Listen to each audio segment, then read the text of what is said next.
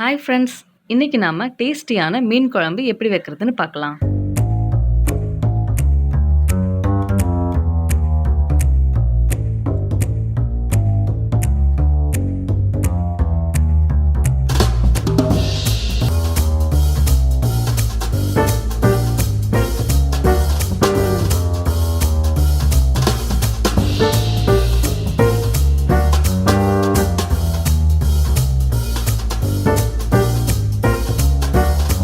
Welcome to Maggie's kitchen. ஒரு பாத்திரத்தில் 2 table spoon எண்ணெய் ஊற்றிக்கோங்க. சீரக மிளகு 2 டேபிள் ஸ்பூன்,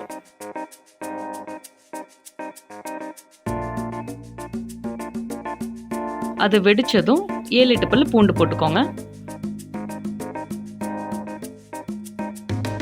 பூண்டு செவந்ததும் 2 பச்சை மிளகாய் போட்டுக்கோங்க. நான் சின்ன சைஸ் பச்சை மிளகாய் யூஸ் பண்ணியிருக்கேன்.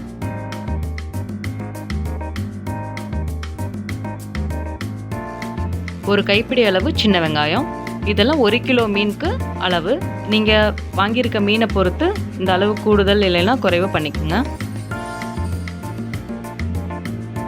வெங்காயம் லைட்டாக வதங்கினதும் தக்காளி ஆட் பண்ணிக்கலாம். ஒரு தக்காளி ஆட் பண்ணியிருக்கேன். வெங்காயம் தக்காளி நல்லா வதங்கிருச்சு. இதை தனி பாத்திரத்தில் எடுத்துக்கலாம்.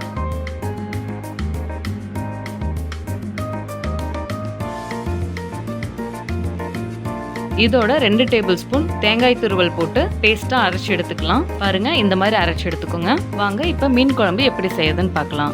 நம்ம சீரக மிளகா அந்த பேஸ்ட்டுக்கு வதக்கணும்ல, அதே பேன்ல எக்ஸ்ட்ரா 3 டேபிள் ஸ்பூன் எண்ணெய் விட்டு கடுகு, வெந்தயம் கொஞ்சம், கடுகு பொரிஞ்சதும் வெந்தயம் கொஞ்சம் போட்டுக்கோங்க. ஒரு 1/2 டீஸ்பூன் போட்டால் போதும். கருவேப்பிலை இலை,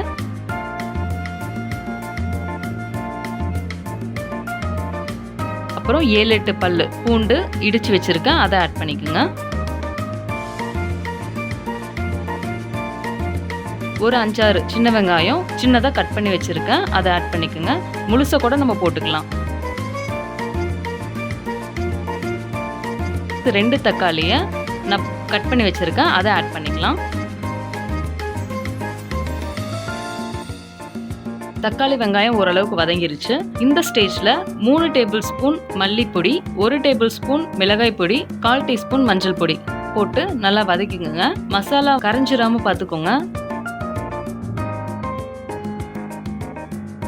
அதுக்காக கொஞ்சம் நான் தண்ணி சேர்த்திருக்கேன். இந்த பொடியோட பச்சை வாசம் போற அளவுக்கு கொஞ்சம் கொதி வரட்டும்.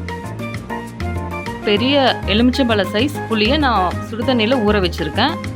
பச்சை வாசம் போயிடுச்சு. அதை இப்போ நம்ம ஆட் பண்ணிக்கலாம். இப்போ நான் எங்கள் வீட்டு மாடியில் செஞ்சிட்ருக்கேன். லைட்டிங் போயிருச்சு. மொபைல் டார்ச் அடிச்சு பண்ணிகிட்ருக்கோம். ஆட் பண்ணியாச்சு. நல்லா கலந்து விட்டுக்குங்க. புளி ஒரு கொதி வந்ததும் நம்ம அரைச்சி வச்சிருக்க பேஸ்ட் இருக்குல்ல, அதை ஆட் பண்ணிக்கணும். புளி ஒரு கொதி வந்துருச்சு. இப்போ பேஸ்ட் அரைச்சி வச்சதை இப்போ ஆட் பண்ணுறேன்.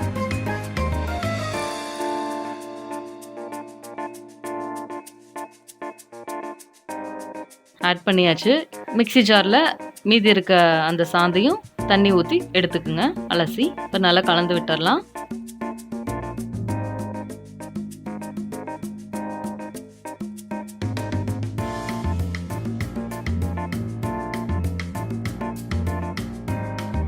இப்போ நம்ம குழம்புக்கு தேவையான உப்பை ஆட் பண்ணியிருக்கிறேன். பாருங்க, குழம்பு நல்லா கொதிச்சு எண்ணெய் பிரிஞ்சு வர ஸ்டேஜில் நம்ம மீனை ஆட் பண்ணோம்.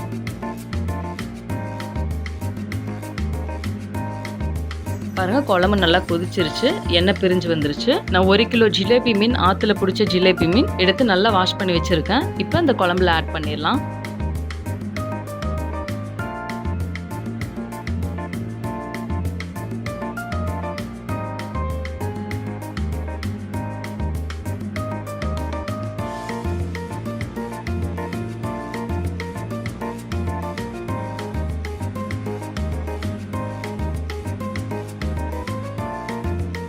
எல்லா மீனையும் போட்டாச்சு. இப்போ இந்த பாத்திரத்தை மூடி வச்சிடணும். ஒரு 8 to 10 நிமிஷம் வரைக்கும் மூடி வச்சுக்கலாம். அடுப்பை ரொம்ப ஃப்ளேமில் வச்சிடாதீங்க, மீடியமாக வச்சுக்கோங்க.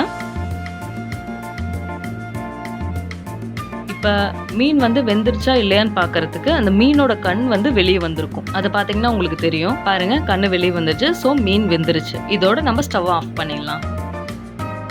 கருவேப்பிலை இலை தூவி இறக்கிடலாம். அவ்வளோதான், மீன் குழம்பு ரெடி. இன்னைக்கு நான் இட்லியும் மீன் குழம்பும் வச்சு சர்வ் பண்ண போறேன் எங்கள் ஃபேமிலி மெம்பர்ஸ்க்கு. ஃபர்ஸ்ட் என் தம்பிங்களுக்கு கொடுத்து பார்க்கலாம்.